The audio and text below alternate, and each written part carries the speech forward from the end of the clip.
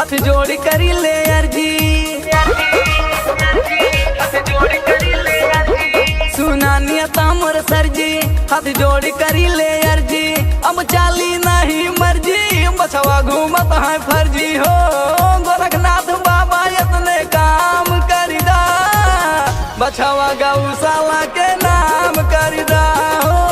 गोरखनाथ बाबा इतने काम करिदा, बछवा गौशाला के नाम करिदा।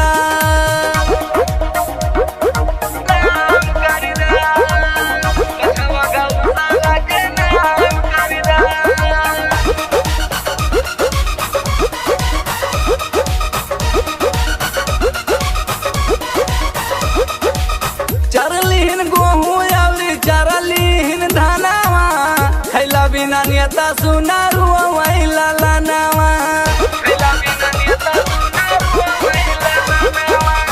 चरलीन गोहूँ अवली चरलीन धानावा, खैला बिना नियता सुना रुआ वैला लानावा। बुढ़ऊ दादा खेत रखावे लागी के उनके ठंडी, गाँव कहीं कहलो ना जाला बटुर के भैले डंडी हो।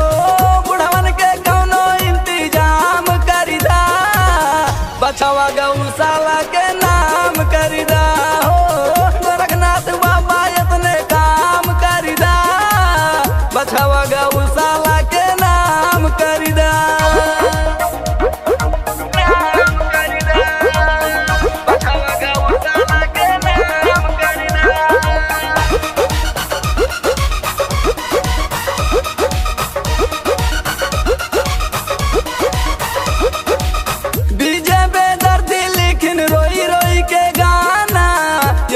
अमित भोजपुरिया दीवाना,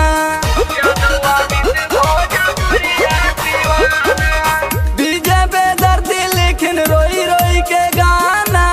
यादव अमित भोजपुरिया दीवाना, मिल्कीपुर विधान सभा का दे हिलाई। ए बाबा सुना बछवा बानल बाटे हर जाई हो। तनिका सा तू ध्यान करिदा, बछवा गौशाला के नाम करिदा हो।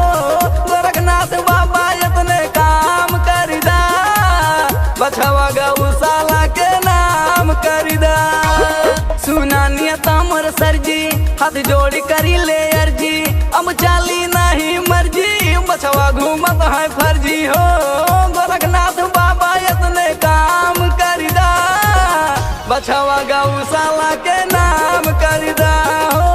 गोरखनाथ बाबा इतने काम करिदा, बछवा गौशाला के नाम करिदा। बछवा गौशाला के नाम